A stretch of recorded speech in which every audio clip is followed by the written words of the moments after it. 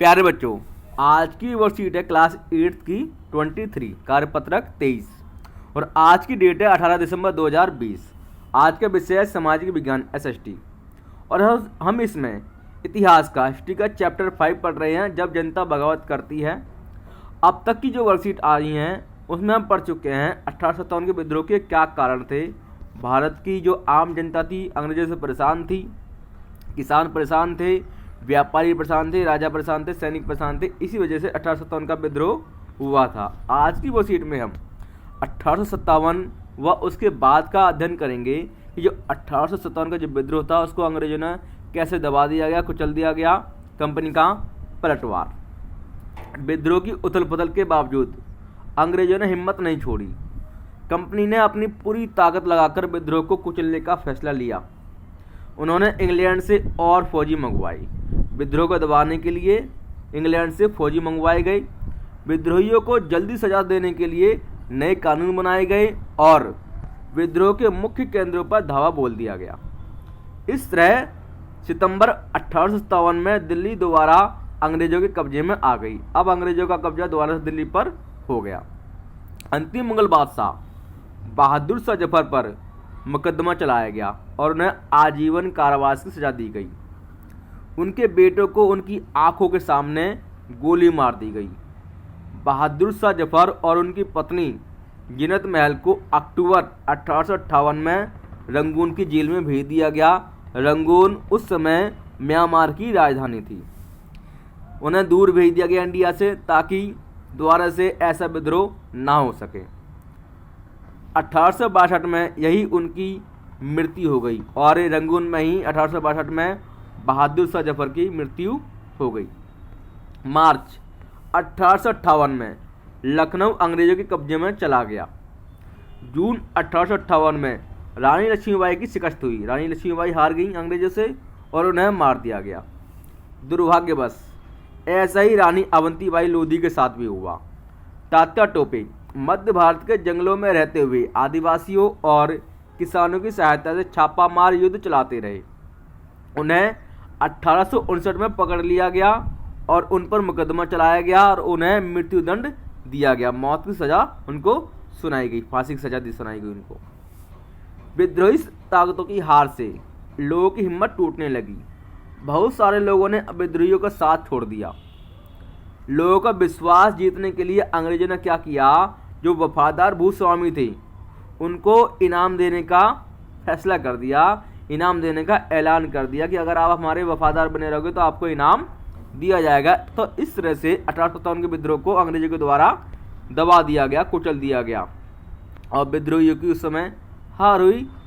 मतलब ये था कि 1857 का विद्रोह असफल हो गया, परंतु ये एक ऐसा विद्रोह था, क्रांति थी, जो कि अंग्रेजों को ये सोचने में ज़्यादा टाइम नहीं लगा कि अगर हमने भारत में ज़्यादा अगर कोई बदलाव करने की कोशिश की तो ये जनता यहाँ से हमें उखाड़ के फेंक देगी। इसलिए अंग्रेजों ने बहुत सारे बदलाव किए उस समय 1857 की क्रांति के बाद में। तो उसके बारे में अब हम अध्ययन करते हैं। विद्रोह के बाद के साल अंग्रेजों ने 1859 के आखिर तक देश पर दोबारा नियंत्रण पा लिया था, लेकिन अब वे पहले वाली नीतियों के सहारे शासन नहीं चला सकते थे।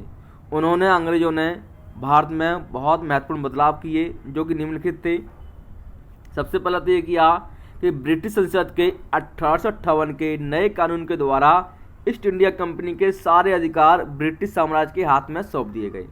यानी कि ब्रिटिश जो ईस्ट इंडिया कंपनी थी उससे अधिकार लेकर कहाँ को दे दिए गए, ब्रिटिश साम्राज्य को दे दिए गए। यानी कि अब जो है भारत पर सीधा सीधा कब्जा किसका हो गया, ब्रिटिश साम्राज्य का हो गया। अब ईस्ट इंडिया कंपनी यहाँ पर शासन नहीं करेगी।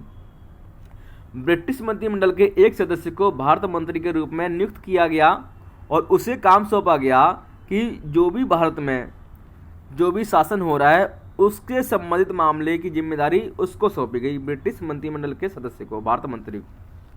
ठीक, उसे सलाह देने के लिए एक परिषद का गठन किया गया जिसे इंडिया काउंसिल कहा जाता था। भारत के गवर्नर जनरल को वायसराय का पद दिया गया। कौन सा पद दिया गया, वायसराय का पद दिया गया। इस प्रकार उसे इंग्लैंड के राजा या रानी का निजी प्रतिनिधि घोषित किया गया। इसके बाद अंग्रेज सरकार ने भारत के शासन की जिम्मेदारी सीधे अपने हाथों में ले ली। इसका मतलब ये हुआ कि अब जो है भारत पर शासन करने की सीधी जिम्मेदारी किसकी हो गई? अंग्रेज सरकार की हो गई। और क्या क्या बदलाव किए उन्होंने?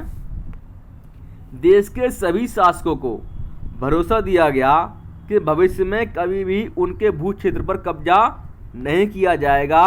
उन्हें अपनी रियासत अपने वंशजों, यहाँ तक कि अपने दत्तक पुत्रों को सौंपने की छूट दे दी गई, यानी कि अपने गोद लिए हुए पुत्र को भी अपनी रियासत वे सौंप सकते थे।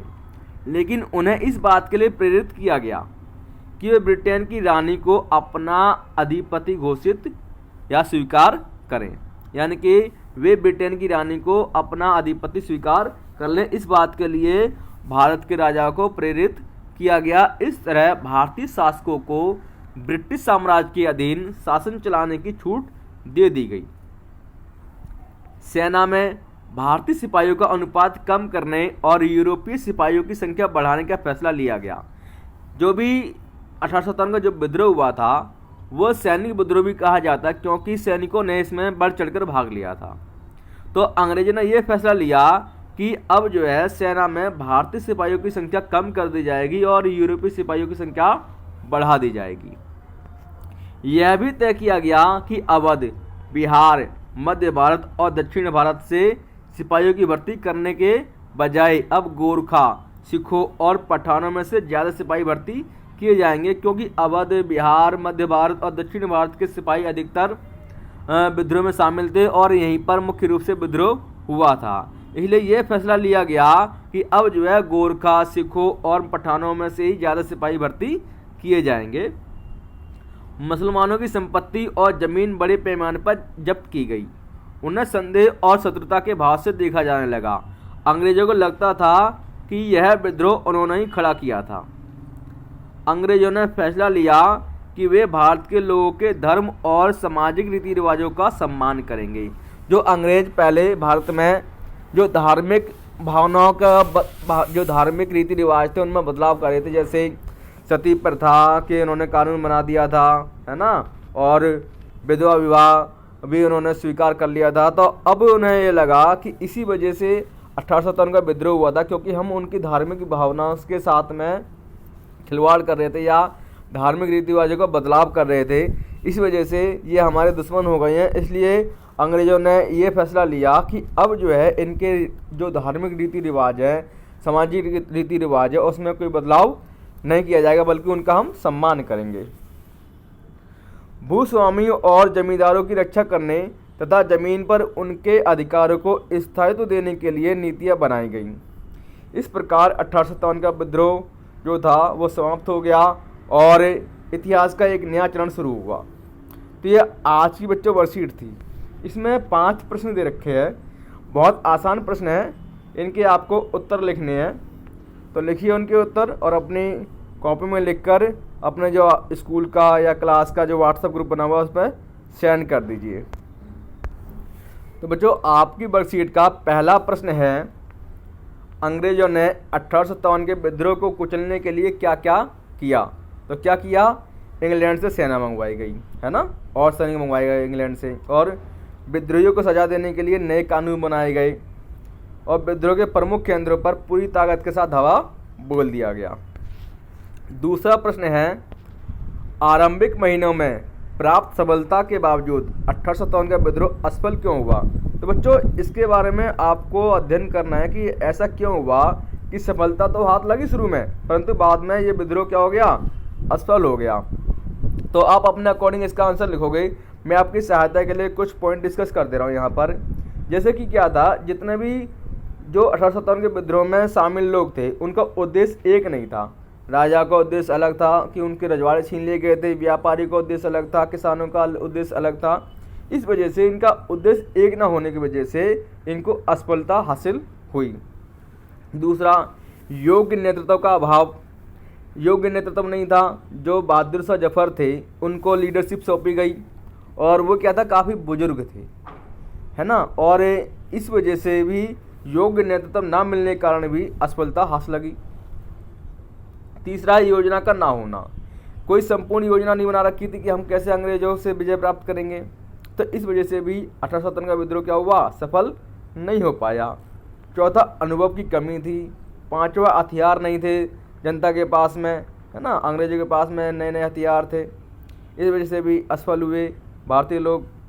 छठा, संसाधनों का अभाव था, इतने सैनिक भी नहीं थे भारत में, है ना, प्रशिक्षण उनको प्राप्त नहीं था, इस वजह से भी भारत में जो अंग्रेज का जो 1857 का विद्रोह जो था वो असफल हुआ।